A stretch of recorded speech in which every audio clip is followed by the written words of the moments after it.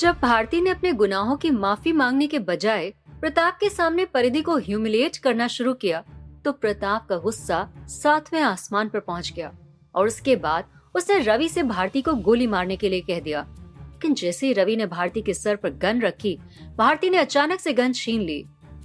भारती अतीत में एक शानदार कराटे प्लेयर रह चुकी थी और रवि को ये बात पता नहीं थी, इसीलिए वो बहुत लापरवाही के साथ भारती के पास पहुंचा था।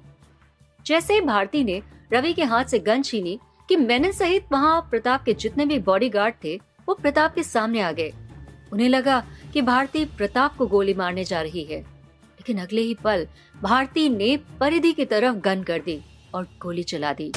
प्रताप परिधि के ठीक बगल में बैठा था, इसीलिए जब भारती ने परिधि की तरफ गन की तो ये देखकर उसने परिधि को धक्का दे दिया और गोली परिधि के बाएं हाथ के बगल से निकल गई। और ये देखकर वहां खड़े सभी लोग अवाक रह गए। भारती, ये क्या कर दिया तुमने? सिकंदर चिल्लाते हुए भारती की तरफ दौड़ा, क्योंकि वो इस बात को अच्छे से जानता था कि अब प्रताप भारती को छोड़ेगा नहीं। उधर भारती ने जब ये देखा कि परिधि को गोली लगी ही नहीं है और वो बच गई है, तो वो पागलों की तरह चीख उठी और सीधा परिधि की तरफ दौड़ पड़ी। रवि की लापरवाही से ही परिधि को गोली लगते लगते बची थी और जब रवि ने देखा कि भारती फिर से परिधि को मारने के लिए दौड़ रही है, तो वो उसे रोकने के लिए दौड़ा। लेकिन तभी भारती अचानक से दूसरी तरफ मुड़ गई और उसने वहां पर लगे हुए एक संगमरमर के खंबे में अपना सिर दे मारा और उसका सिर फट गया। मैं प्रताप के हाथों तो नहीं मरूंगी, भारती ने गिरते हुए कहा और बेहोश हो गई। सिकंदर भागकर भारती के पास पहुंचा और उसके सिर को अपनी गोदी में लेकर उसे होश में लाने की कोशिश करने लगा। तारुषी भी अपनी माँ के पास पहुंच गई, लेकिन मानव अपनी जगह पर खड़ा रहा। उसने हिलने की भी कोशिश नहीं की। भारती, भारती, ये क्या किया तुमने? भारती, होश में आओ, सिकंदर उसे झकझोरते हुए बोला। तारुषी भी अपनी माँ को आवाज दे रही थी, लेकिन भारती के सर से इतना खून निकल चुका था कि वो सच में बेहोश हो गई थी। बहुत हुआ सिकंदर सिंघानिया, पीछे हटो। अचानक से प्रताप की आवाज सुनकर सिकंदर घबरा गया। तभी प्रताप ने आगे कहा, रवि, भारती को ले जाकर हॉस्पिटल में एडमिट करो और जब ये होश में आए तब मैं इससे मुलाकात करूंगा। प्रताप के ऑर्डर पर रवि ने सिकंदर और तारुषी को दूर ढकेल दिया और उसके बाद रवि विकी की हेल्प से भारती को लेकर वहां से चला गया। और प्रताप की आंखों में गुस्सा देखकर सिकंदर की हिम्मत ही नहीं हुई कि वो उसे रोक सके। अब तुम जा सकते हो सिकंदर, और हाँ, ना तो तुम भारती से मिलने की कोशिश करना और ना ही उसे गायब करने की कोशिश करना। भारती प्रताप रॉय की दुश्मन है, ये बात तुम्हारे दिमाग से बाहर नहीं जानी चाहिए, प्रताप ने भारी आवाज में कहा। और सिकंदर डर के मारे कुछ नहीं बोल पाया, बस सिर हिलाकर वहां से चला गया।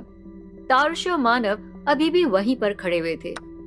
भारती बेहोशी की हालत में हॉस्पिटल पहुंच चुकी थी और सिकंदर को वहां से भेजा जा चुका था, लेकिन प्रताप ने उन दोनों से अभी तक कुछ नहीं कहा था, इसीलिए मानव और तारुषी बहुत घबराए हुए थे।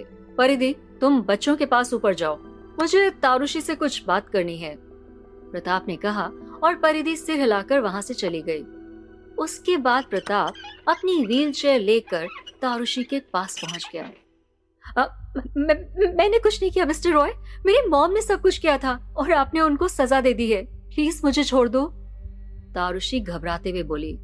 तुम जानती थी कि भारती केशव को मारने का प्लान कर रही है, और अगर तुम इतनी डिसेंट थी तो तुम्हें मुझे या फिर परिधि को इन्फॉर्म करना चाहिए था, लेकिन तुमने किया नहीं, तो तुम्हें इसकी सजा तो जरूर मिलेगी। इतना कहने के बाद प्रताप चुप हो गया और उसने अपने एक आदमी की तरफ देखते हुए कहा, इसकी छोटी उंगली काट दो ताकि इसे हमेशा याद रहे कि आपसी दुश्मनी में बच्चों को नहीं लाना चाहिए, प्रताप ने कहा और वहां से चला गया। तारुषी सुनकर घबराकर चिल्ला उठी और प्रताप से उसे छोड़ने के लिए कह रही थी, लेकिन प्रताप ने उसकी एक न सुनी। इतनी देर में प्रताप का आदमी छुरी लेकर तारुषी के पास पहुंच गया। मानव, तुम तो कुछ बोलो, क्या तुम इतने डरपोक हो कि तुम्हारे सामने तुम्हारी बीवी की उंगली काटी जा रही है और तुम कुछ बोल नहीं रहे हो? मानव प्लीज, कुछ तो बोलो मानव प्लीज, तारुषी रोते हुए बोली, लेकिन मानव ने उसे ऐसे इग्नोर किया जैसे कि वो कुछ सुन ही ना रहा हो। प्रताप के आदमी ने तारुषी का हाथ वहीं टेबल पर रख दिया। और उसके बाद उसकी सबसे छोटी उंगली पर छुरी चला दी और तारुषी की चीख पूरे फार्म हाउस में गूंज गई। परिधि को भी तारुषी की चीख सुनाई दी, लेकिन तारुषी ने उसके साथ जो किया था उसकी वजह से उसको तारुषी के ऊपर जरा भी तरस नहीं आया। ये उंगली उठा ले और इसे लेकर भागो यहाँ से, प्रताप के आदमी ने कहा, और मानव बिना कोई सवाल किए वहां से चला गया। वो किसी भी तरीके से प्रताप से दुश्मनी मोल नहीं लेना चाहता था। मानव और तारुषी के जाने के बाद प्रताप भी परिधि, केशव और कौस्तुभ को साथ लेकर रॉय मैंशन के लिए निकल गया। अगले दिन सुबह जब परिधि सोकर उठी तो उसे केशव और कौस्तुभ कहीं दिखाई नहीं दिए। वो उन्हें ढूंढते हुए आवाज लगाने लगी, केशव, कौस्तुभ, कहाँ हो तुम दोनों? केशव। लेकिन उन दोनों की तरफ से कोई रिस्पॉन्स नहीं मिला। कहाँ चले गए ये दोनों? पहले अकेले शैतानी करते थे, अब एक साथ कर रहे होंगे, परिधि अपने आप से बुदबुदाते हुए बोली। और उसके बाद जैसे ही वो कुछ दूर आगे बढ़ी कि एक कमरे में से एक हाथ बाहर निकला और उसने उसे सीधा अंदर खींच लिया और परिधि सीधा बेड पर जाकर गिर गई। परिधि ने जब सीधे होकर देखा तो उसके सामने प्रताप एकदम नॉर्मल इंसान की तरह खड़ा हुआ था। तुम क्या कर रहे हो प्रताप? अगर किसी ने देख लिया तो तुम्हारी पोल खुल जाएगी, परिधि दांत पीसते हुए झूठा गुस्सा दिखाते हुए बोली। हम दोनों एक कमरे के अंदर हैं, तो कैसे पता चलेगा? इतना कहने के बाद प्रताप ने दरवाजा लॉक कर दिया और परिधि के साथ बेड पर बैठ गया। ये क्या कर रहे हो प्रताप? दो बच्चे हैं घर पर, और अगर किसी ने देख लिया तो कितना एम्बैरेसमेंट होगा। इतना कहने के बाद परिधि ने उठने की कोशिश की, लेकिन प्रताप ने उसे अपनी बाहों में दबा लिया और बोला, दरवाजा लॉक है, जो आएगा वो पहले नॉक करेगा। अंदर हम दोनों क्या कर रहे हैं किसी को क्या पता। इतना कहने के बाद प्रताप परिधि के चेहरे के पास आ गया। परिधि और प्रताप का चेहरा आमने सामने था और परिधि प्रताप की गर्म सांसों को अपने चेहरे पर फील कर रही थी, जिसकी वजह से उसकी सांस बढ़ती जा रही थी। ये क्या कर रहे हो प्रताप? परिधि लंबी सांस भरते हुए बोली। क्यों, तुम्हें नहीं पता? प्रताप ने उसकी आंखों में देखते हुए कहा और अपने होंठ उसके होठों के पास ले जाने लगा।